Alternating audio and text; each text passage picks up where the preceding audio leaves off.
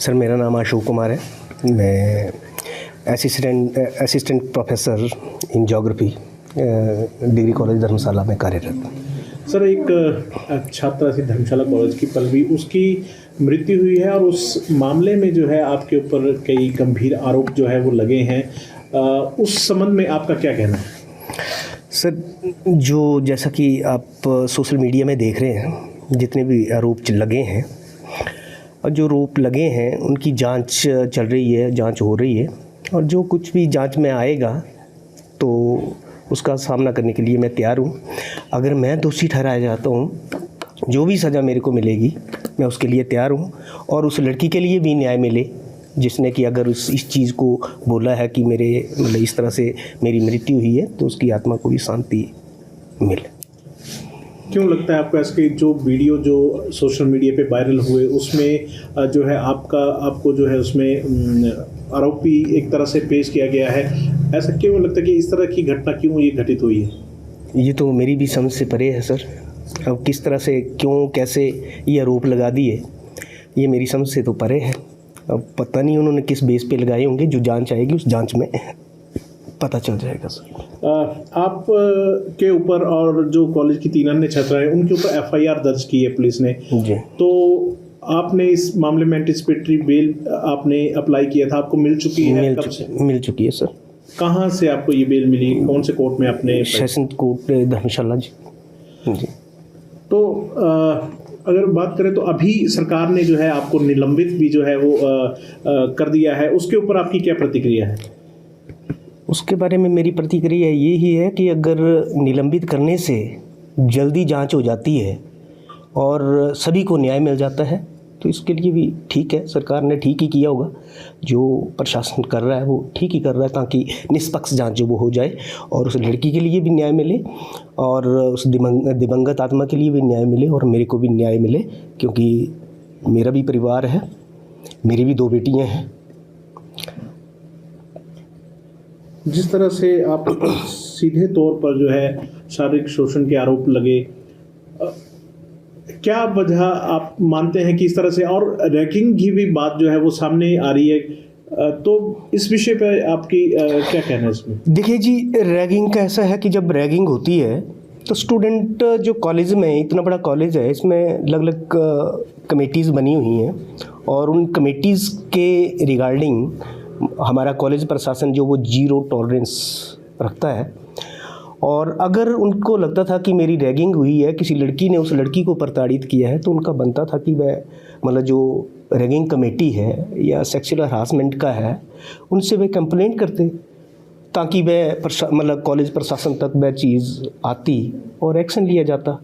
अगर वो चीज़ आई नहीं, मतलब उन्होंने पेश ही नहीं किया या कोई कंप्लेंट ही नहीं की, तो अब ऐसे कैसे किसी को क्या पता लगना कौन कैसा है, क्योंकि यहाँ पे हज़ारों की तादाद में स्टूडेंट पढ़ रहे हैं।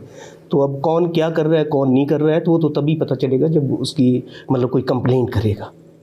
प्रत्यक्ष तौर पर आप पे जो है वो आरोप लगे। अब इसमें एक और टीचर का नाम भी जो है वो परिवार की ओर से लिया जा रहा है, क्या लगता है क्यों ये सारा घटनाक्रम, और अगर ऐसी बात थी तो पहले क्यों नहीं इसमें जो है वो परिवार की ओर से आरोप लगाए गए? तो आपसे भी परिवार ने संपर्क किया था इस संबंध में, या कभी कोई बातचीत हुई हो?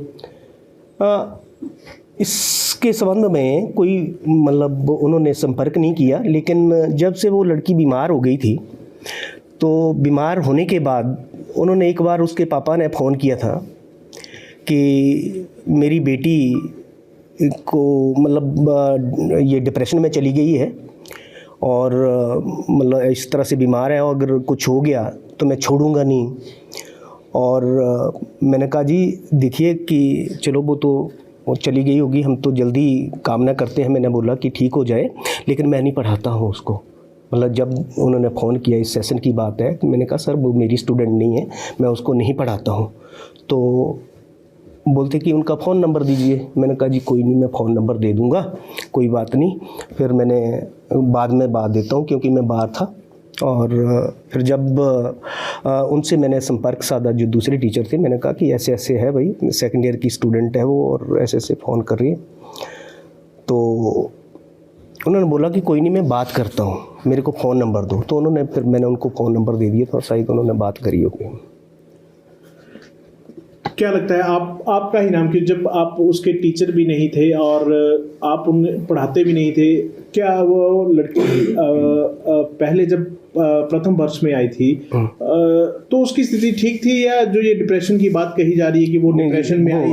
नहीं, वो तो देखिए कि अब जब कॉलेज में आती है कोई स्टूडेंट आता है तो हमें तो सारे ठीक ही लगते हैं। कोई क्लास में ऐसी कोई कभी बीमार हुई हो या कभी मतलब किसी तरह की कोई हाइपरटेंशन हो जाती है, इस तरह की कोई चीज़ है या इससे कोई सिम्टम रहे हो, वो तो उस टाइम तो नहीं थे, वो तो नज़र नहीं आए, तो मतलब उस टाइम तो नहीं थे। लेकिन अगर जहाँ तक कि आप मेरे से ये पूछ रहे हैं कि आपका ही क्यों नाम है, तो मुझे लगता है कि वो रिज़ल्ट जैसे निकला था फेल हो गई होगी, तो उसको टेंशन होगी, और टेंशन की वजह से मतलब जब उन्होंने पूछा था कि मेरे को अगली क्लास में एडमिशन लेने दीजिए, तो हमने सिर्फ इतना ही कहा था कि बेटा ऐसे नहीं होता, एज़ पर नॉर्म आपको जो वो फर्स्ट ईयर में ही एडमिट होना होगा या डिमोट होना होगा। जैसे ही आप बात कर रहे हैं रिवैल्यूएशन की, तो जैसे रिज़ल्ट रिवैल्यूएशन का आ जाएगा तो आप ऑटोमेटिकली प्रमोट हो जाएंगे, आपके कोई पैसे नहीं लगेंगे, ना तो डिमोट होने के लिए लगेंगे ना तो प्रमोट होने के लिए लगेंगे, अगर आपने फीस वगैरह अगर जमा करवाई होगी तो। सर, इस दौरान जब लड़की जो है अगर प्रथम वर्ष में फेल हुई थी तो री एडमिशन के लिए आपसे भी बातचीत हुई थी या? नहीं, बिल्कुल नहीं, इसके एडमिशन के लिए कोई बातचीत करने की ज़रूरत नहीं होती, ऑनलाइन सब कुछ होता है सर। आपसे मुलाकात कब हुई थी लड़की की अगर बात? स्पेशली कोई मुलाकात नहीं हुई, कोई बात ही नहीं हुई मेरी उनसे। कभी छात्रा आपके पास आई हो किसी काम के संबंध में? नहीं, बिल्कुल किसी भी काम से संबंधित नहीं आई।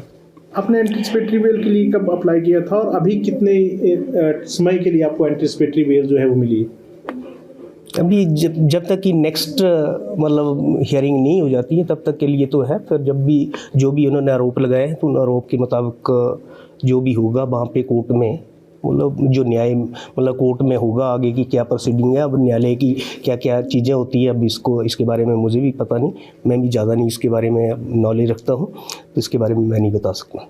तो अभी पुलिस ने जो है आपसे जांच के संबंध में संपर्क किया है? आपकी पूछताछ को लेकर कोई बातचीत पुलिस ने आपको बुलाया था? नहीं, अभी तो नहीं बुलाया, लेकिन जब भी बुलाएंगे तो मैं इसके लिए तैयार हूँ, और मैं मतलब 24 घंटे तैयार हूँ कि जब भी प्रशासन मेरे को या पुलिस बुलाएगी तो मैं तैयार हूँ, मतलब ताकि जल्द से जल्द जो वो मतलब उसकी जांच हो जाए और बच्ची को भी न्याय मिले, जो उस दिवंगत आत्मा को भी न्याय मिले और मेरे को भी न्याय मिले, मतलब ताकि जल्द से जल्द काम हो सके। जिस प्रकार अब सोशल मीडिया पे जो है आपको टारगेट किया जा रहा है अभी, क्योंकि मामला अंडर ट्रायल है, तो ऐसे में आप क्या अपील करना चाहेंगे कि पहले ही जो है एक तरह से दोषी करार दिया जा रहा है आपको, तो आप क्या कहना चाहेंगे इस मसले पर, क्या अपील करना चाहेंगे? देखिए कि जैसे अभी चला है, जैसे जैसे आगे का जो चीज़ें होती जाती हैं तो उसके मुताबिक ही होगा ना जी, अपील वगैरह जो भी होगी तो क्या क्या डिसीजन आते हैं तो उसके मुताबिक ही आगे की कार्रवाई जो होगी।